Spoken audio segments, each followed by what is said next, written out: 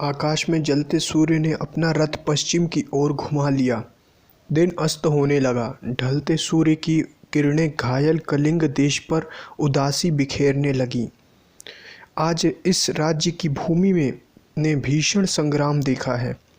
इसके वक्ष पर मृत्यु का ऐसा भयंकर तांडव हुआ है जिसने समस्त कलिंग देश में प्रलय मचा दी है। हर ओर मानव रुदन कर क्रंदन सुनाई दे रहा है। ऐसी डरावनी चीख पुकार जिसे सुनकर मानव खुद ही जीवन से डर जाए। अंतिम श्वास लेते घायलों की कराहट शमशान में गलियों में रह रहकर गूंजती। विधवाओं अनाथों की सिसकियां लाशों के ढेर से उठती असहनीय दुर्गंध हवा में बसी है। बस यही पीड़ा और बाकी कुछ नहीं। कलिंग का दुर्ग भी खंडहर जैसा हो चुका है। कल तक तो रेशमी पताकाएं उसके शीर्ष पर लहरा रही थीं, आज चीर चीर होकर धूल में पड़ी हैं। कलिंग मगध से युद्ध हार चुका है। अब चलते हैं मगध देश के विजयी शिविरों की ओर। अवश्य ही वहाँ पर जीत का जश्न मनाया जा रहा होगा। इस युद्ध के नायक व एकमात्र उत्तरदायी सम्राट अशोक की खुशी का तो पारावार ना रहा होगा। उसकी राज्य विस्तार की महत्वाकांक्षा तो और भी बुलंद हो गई होगी। यह देखो, सम्राट अशोक स्वयं महामंत्री के साथ युद्ध भूमि की ओर ही जा रहे हैं।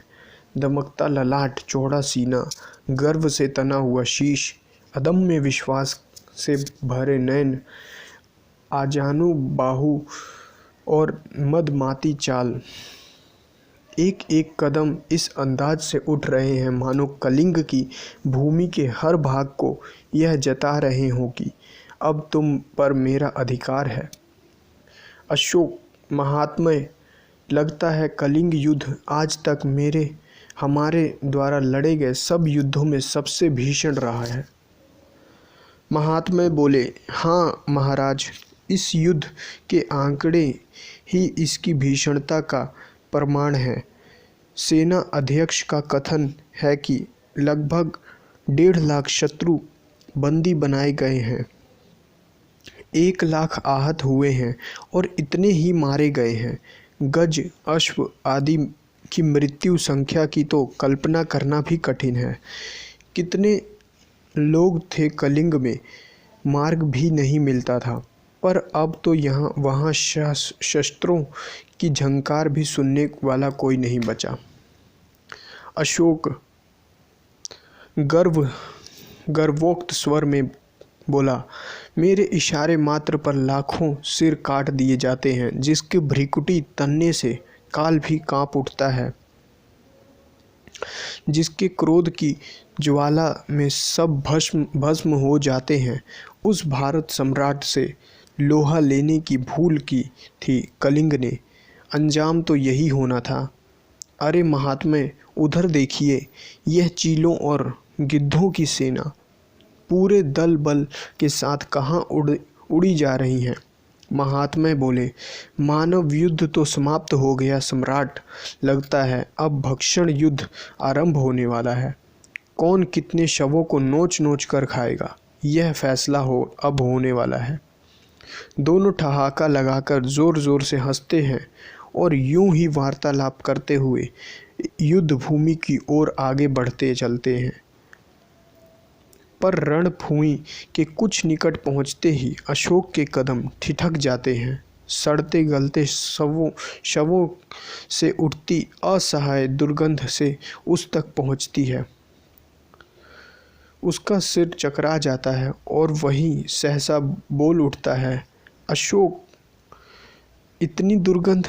इससे तो यहाँ का सारा वातावरण ही जहरीला हो चुका है।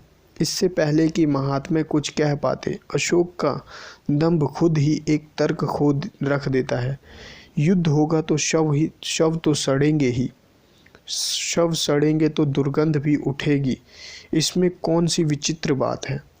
अशोक चाहे माने या ना माने, उसका अहंकार चाहे कैसी भी दलीलें दे, पर उसकी आत्मा पर पहली चोट तो लग ही चुकी थी। बड़े गुमान से राजमुकुट सीधा कर, छाती तान कर अपने ठिठके हुए कदमों को फिर गति देता हुआ, पर यह गति ज़्यादा देर कायम नहीं रह पाती। कुछ ही दूर आगे बढ़ा होगा कि उसका पैर रक्त से भीगी भूमि में जा धंसा। अशोक, ओह यह क्या! कीचड़! नहीं नहीं, यह तो महात्मे बोले, महाराज संभल कर, आज इस भूमि ने लाखों जीवों का रक्त पिया है, इसलिए इसकी मिट्टी गीली है। अशोक सहसा विचलित होकर बोला, गीली नहीं, गीली ही नहीं, रक्त से तर लगती है, जहाँ जैसे यहाँ लाल रंग से होली खेली गई हो। महात्मा बोले, क्या सचमुच इस युद्ध में इतना रक्त बहा है? अपलक दृष्टि से भूमि को घूरते हुए, युद्ध में इतना खून क्यों बहता है? इतने लोग क्यों मरते हैं? बताओ ना महात्मा, क्या विजय के लिए यह सब आवश्यक है? क्या लाशों के ढेर पर ही अखंड साम्राज्य खड़े हुआ करते हैं?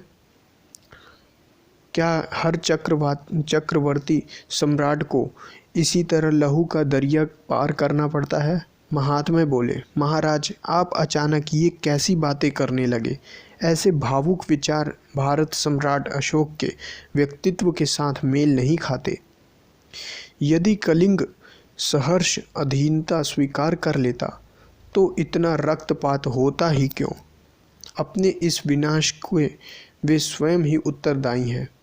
इससे पहले कि महात्मा के ये तर्क अशोक की बुद्धि को प्रभावित कर पाते कि दूर से उठता एक मानवीय रुदन उसके हृदय को चीर जाता है।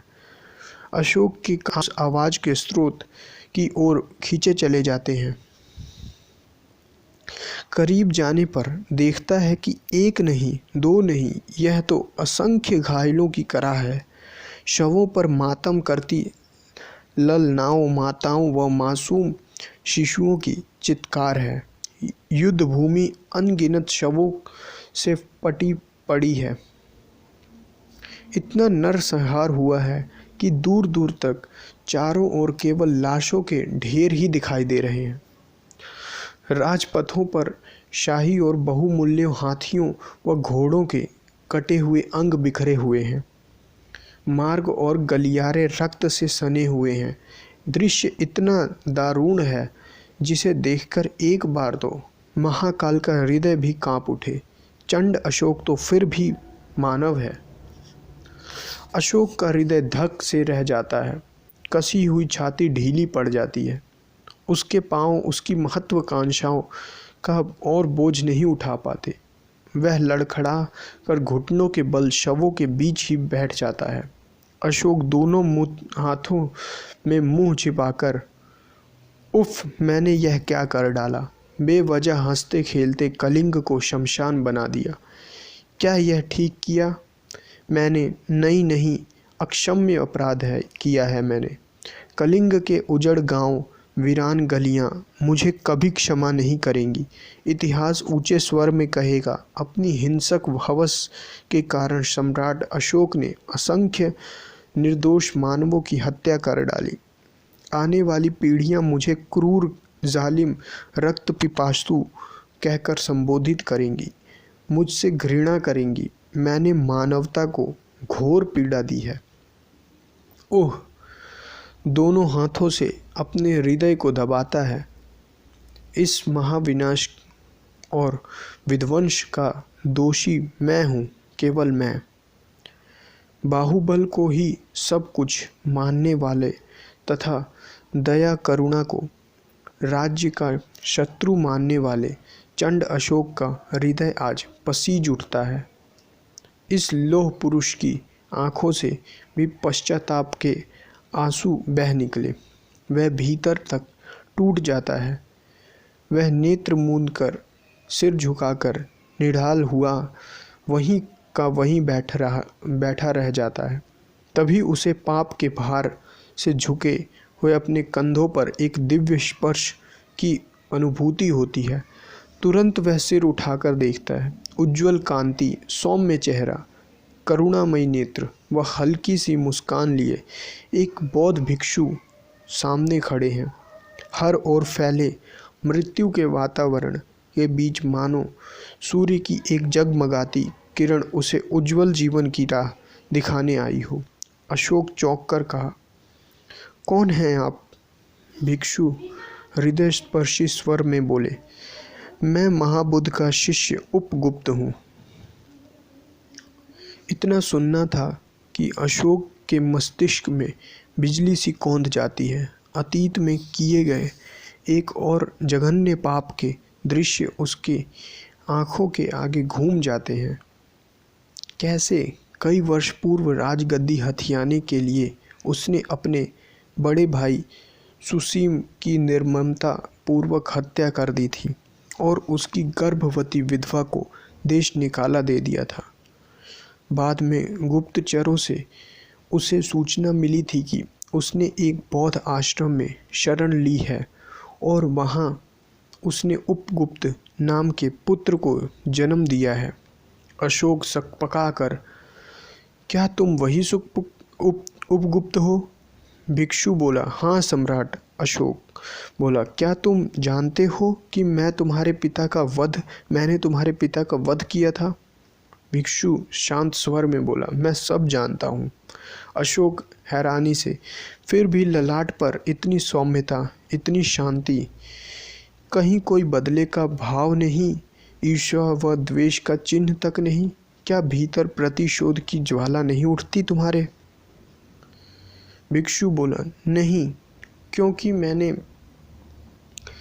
ऐसे महाबुद्ध का शिष्य हूँ जिन्होंने मुझे प्रेम ही प्रेम और केवल प्रेम करना सिखाया है। उनके ज्ञान ने मेरे हृदय को दया, क्षमा और आनंद से लबालब भर दिया है। अशोक अपलक दृष्टि से उनकी ओर देखता जा रहा था। सम्राट अशोक, आप भूल से तलवार को शौर्य का प्रतीक समझ बैठे हैं, परंतु सत्य तो यह है कि किसी को पराजित करने की भावना ही मनुष्य की सबसे बड़ी दुर्बलता है। प्रेम से दूसरों का हृदय जीत लेने में ही सच्ची वीरता है। तलवार से आप शत्रुओं के सिर तो काट सकते हैं, किंतु आदर सहित अपने समक्ष झुकाव नहीं सकते। कलिंग का दुर्ग आज खंडहर बनकर भी सिर ऊंचा किए खड़ा है। सम्राट का रक्त बहाकर कलिंग की धरती को जीत पाए हैं, उसकी आत्मा को नहीं। कलिंग मिट कर भी अमिट हो गया है और आप जीत कर भी हार गए हैं। आप हार गए हैं सम्राट। आज आपकी अपनी ही आत्मा आपको धिक्कार रही है। आपका अपना ही हृदय आपकी भर्त्सना कर रहा है। किए हुए पापों की अग्नि में आपके प्राण झुलस रहे हैं। अशोक कहता है, बस भंते बस। सच में मैं बहुत क्रूर हूँ, पापी हूँ, मानव वेश में एक दानव हूँ, लेकिन अब मैं क्या करूँ? मेरा मार्गदर्शन करो भंते।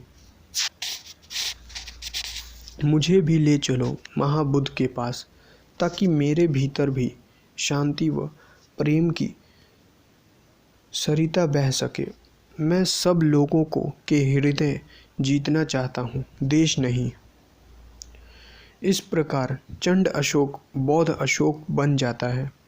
अशोक के समय के शिलालेख स्पष्ट बताते हैं कि महाबुद्ध से ज्ञान लेने के बाद अशोक ने अपनी शक्ति व संपदा धर्म प्रचार में लगाई। उसने हजारों बौद्ध भिक्षुओं को धम्म के दिव्य संदेश के साथ देश विदेश में भेजा। यहाँ तक कि वह अपने पुत्र महेंद्र व पुत्री संघमित्रा को भी इस महायज्ञ में समर्पित कर दिया। दोनों को सिलोन श्रीलंका में प्रचार के लिए भेजा और इस प्रकार रणघोष सदा के लिए मूक हो गया और धम्मघोष का शांतिप्रद नाद दिगंत में गूंज उठा। बोलिए श्री आशुतोष महाराज जी की जय। आकाश